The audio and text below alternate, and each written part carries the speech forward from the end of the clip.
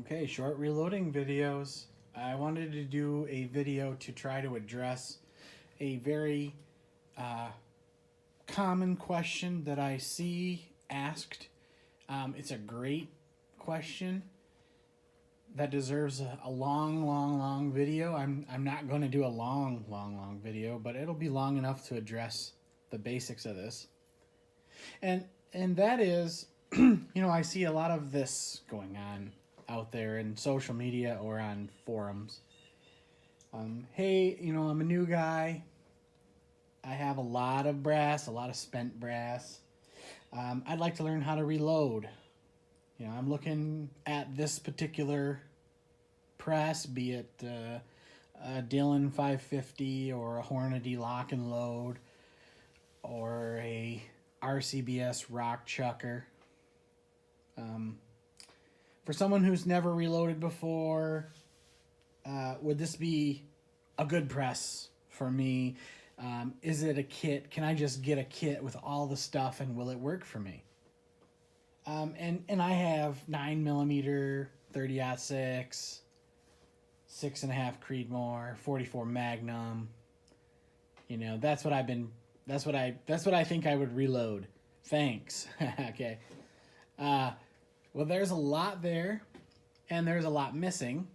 But first thing is, welcome. We are glad that you are interested in hand loading, reloading, whatever. It's a huge hobby. There's room for everyone. But let's try to somewhat unpack the answers to your questions. The short answer is yes. Whichever press that you're looking at and whatever kit it comes with, maybe if it comes in a kit versus just the press, yes, that press will work. You can buy that. It will work. It will make ammo for you. However, I think most people are looking for more of an answer. But maybe we need to do a little bit of soul searching before the answers make sense for you. So,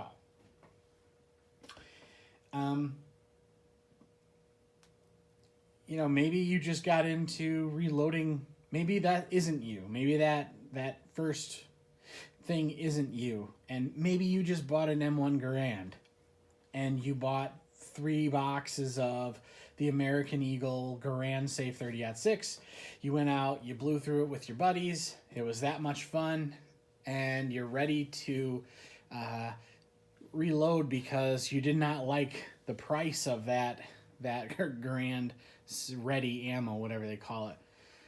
Maybe you have Grandpa's old 1894 Swede, and you're pretty sure you need to just maybe shoot lead out of it, but that's interesting to you.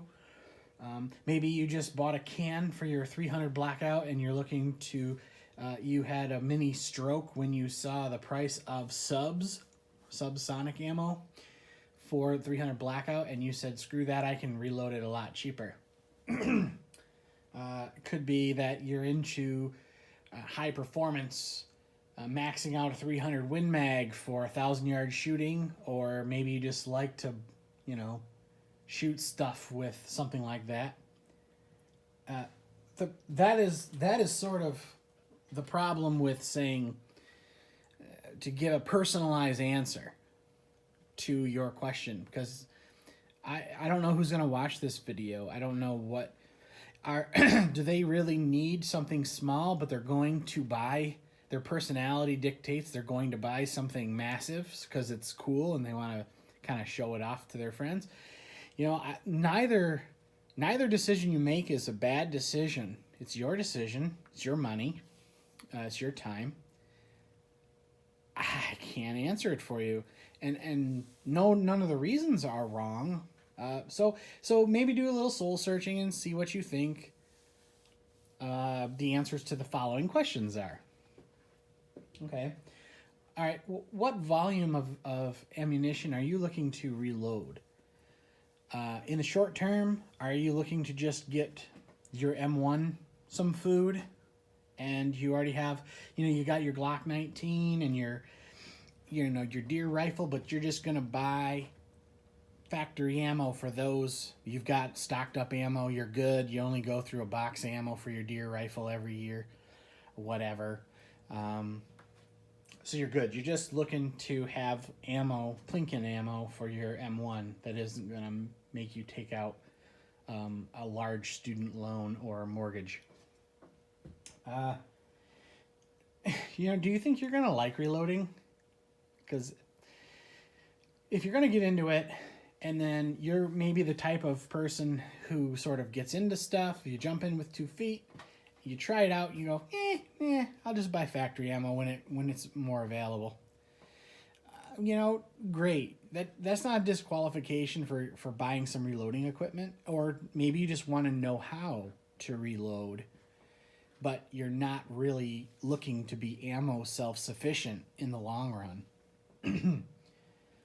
You can still get a setup and have it, but I just wouldn't get a real big expensive one if that's kind of you. If you're kind of, I'm just gonna kind of get my feet wet and learn how to do it, because you can learn the basics and you can retain that even without doing it repeatedly.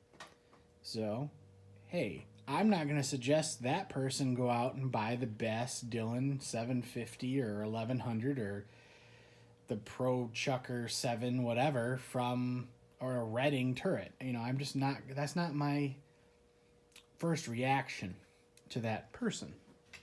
Okay, but it kind of depends on your volume.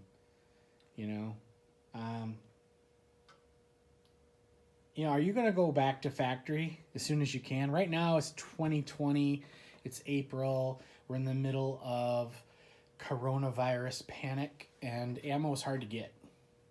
Okay, a lot of guys are just saying, crap, I just got into IDPA, I'm going to need a ton of 9. I can't get 9. I got to reload it because I really like this hobby and I really need some food for this M&P, whatever. All right, so are you going to go back to factory? Because if you are, it could determine, in my opinion, whether I suggest, you go ahead and just get the RCBS turret press, because that'll get you the volume you need, but it won't automate everything for you like a fully dressed Dillon progressive press.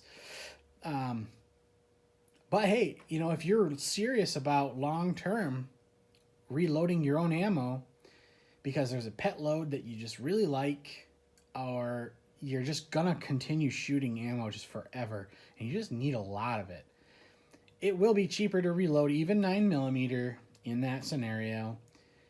And if you need a lot of ammo in a short amount of time, you may need something big and bad, like fully automated progressive. And the most common ones, in my opinion, are like the 750 Dillons and the 1050, 1100 Dillons. And those are super, super awesome. They're super serious pieces of equipment. They don't do everything you need.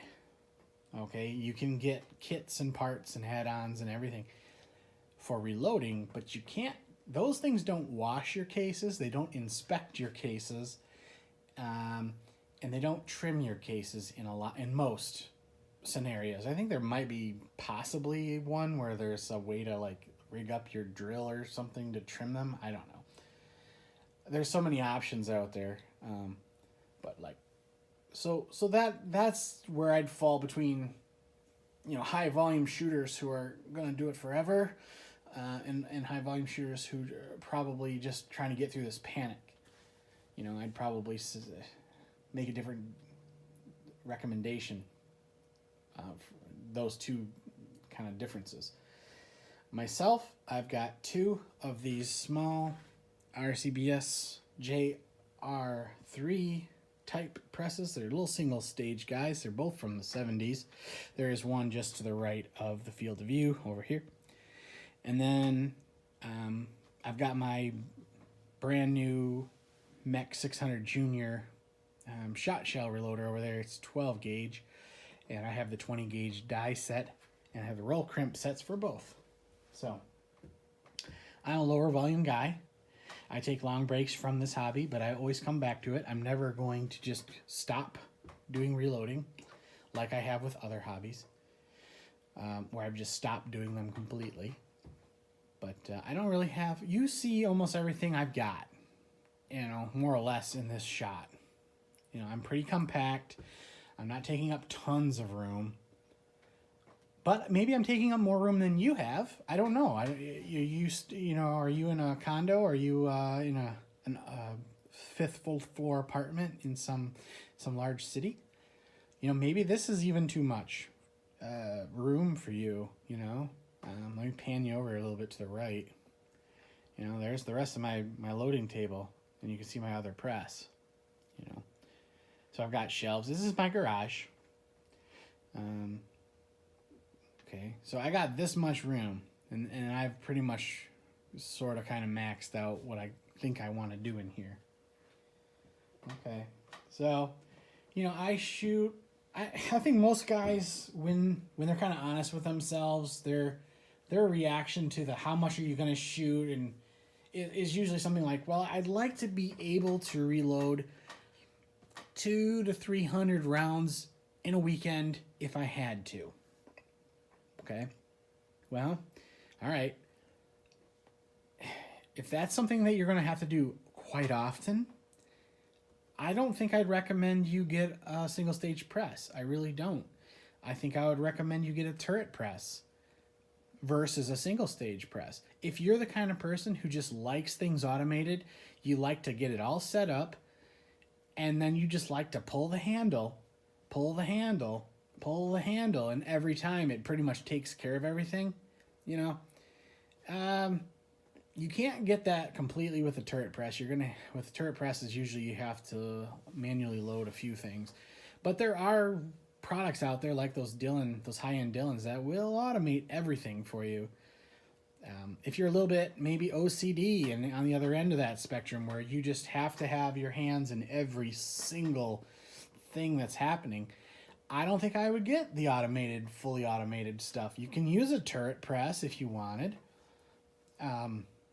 You could also use a single stage press because you're going to end up, probably measuring out your charges completely to the 100th of a grain, if you're that kind of person. And, an automated powder throw with a powder check is not going to be to that level of precision.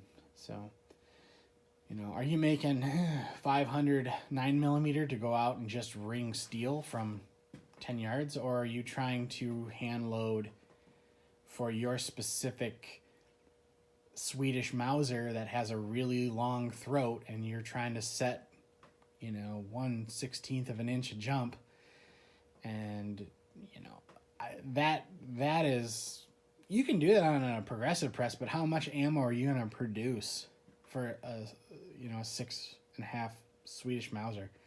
I just don't see you going out there. Maybe if you had like one of those semi-autos that shoot that cartridge, maybe you'd need some ammo, but most bolt-action rifles don't use that much ammo because they just beat the crap out of you. Maybe if you're 18 and you've got a Mosin and you want to reload for it, maybe you are going to shoot a lot of ammo. But I'm not 18 anymore, and I can't go out there and go through 4 boxes of ammo into my shoulder on a bolt-action. It just don't happen to me anymore. So I'm thankful that I didn't overbuy for my scenario. I'm not trying to diss the progressive presses. I just personally, you can see I've never bought one. I've never used it. As far as I haven't used one, like my own, like set it up. I've used them. They're fine. They're great. They're awesome machines. They're not for me. So I'll be honest with you that was my decision. I'm not making your decision for you. Okay. Do you have a local source for powders and primer? Right? Because those things have hazmat charges a lot of the time. There's very few times they do like free hazmat when the online guys are shipping to you. Well, hazmat can be pretty expensive if you're not buying like massive volumes. So it'd be really important to go down to your local to find a local place that will supply this stuff. And it's not hard to find it. You should be able to find it in a lot of stores. But see what they got. See what they could carry if they aren't going to carry if they don't carry right now what you want. Local gun stores usually have some kind of reloading section. Some don't. Depends. Powder and primers, hazmat charges, not fun after a while. You're going to need to do case prep. You're going to have to be able to inspect cases, trim cases, clean cases. If you're going to be shooting a bunch of 44 Magnum, and you're going to kind of pick your brass up after every time you empty your wheel gun out, well, you're probably not going to get it too dirty. But if you might be able to just bang the dirt out of it, tap it on a table, and call that good enough. Other guys, they're going to be getting in 3,000 to 5,000 cases of range pickups that were picked up with a broom. They're dirty, they're nasty. Some of it's mixed with steel. Who knows what kind of garbage people are taking in and trying to process. There are vastly different requirements there for cleaning them, So, okay, the press is irrelevant to cleaning the brass. That's a whole nother thing. That's a whole nother expense. Some guys like me use a bucket and some vinegar and some water, and we clean our cases and we throw them in the oven, and they get dull from being dried. Other guys can't handle that. They gotta have shiny, so they get the stainless steel pins and the wet tumbling systems, and they tumble and they do all this and that, and then they dry it this way to make sure it stays shiny. Whatever. Some guys dry tumble at the end to make sure the brass is perfect. That's all optional. That's all personal choice. That's stuff you can get afterwards. But the bottom line is you're going to have a way to clean your brass at the beginning of your reloading process. Unless all you're ever going to buy is pre-cleaned once fired brass. And that's great, like from Sage's. To me, the brass that gets sent out by West Sage looks better than the brass that I'm done cleaning, because he actually, I believe, he maybe tumbles it. I just, like I said, I use a whole different method, and you guys can check out my videos of all the ways that I do stuff myself. I'm not recommending my method over anything else. I'm just saying here's a way to do it, and I generally do things relatively inexpensively with not much equipment. So that's kind of my shtick, I guess. So right, wrong, or indifferent, I've been doing it for 8 years, or I guess over 8 years, and I have not kaboomed anything. So if you think what I'm doing is wrong or my methods are completely stupid, you may be right. They may not work for you, whatever, but they aren't going to cause somebody's gun to explode. So that pretty much takes most of my points I wanted to cover. If you have any other questions, you can put them in the comments. I do not monetize any video, so I couldn't set up the channel to not show ads. That's a Google thing. So skip them or use a blocker. I don't care. I don't get anything for people watching or clicking on ads. So, if this is the first video you've ever seen from my channel, welcome to the channel. I try to keep these videos very short. 10 minutes is as long as most of my videos are, because most people are looking for something kind of specific. And if you aren't looking for specific, if you're looking for the whole shebang in one big take, first of all, there's guys out there. There's neutered 10mm. There's jiu-jitsu. There's Ultimate Reloader. There's all these guys that do these super duper long form videos. There's these other guys that maybe have made one video ever, but it's like 65 minutes long, and it's how to reload 44 Magnum. Okay, you don't need me. They can edit their videos. They can put pop-ups and text blocks and this and that. They have a whole system where they edit their videos. I don't. I take one take, and then I delete the video because it's horrible, and I do it again, and I delete the video because it's, you know, I keep my videos real short. And what I do is I put them in a playlist. So if you want to see step 4 through 6 of something, you don't have to search around somebody's video, their 80-minute video, to find it. You can go to my playlist and go, well, I want us to start here, and go from there. So that's kind of how I try to set it up. I cannot envision ever having another video that takes 21 minutes. But this is a special video as far as it's for trying to answer new guys' questions. So if you made it this far, congratulations.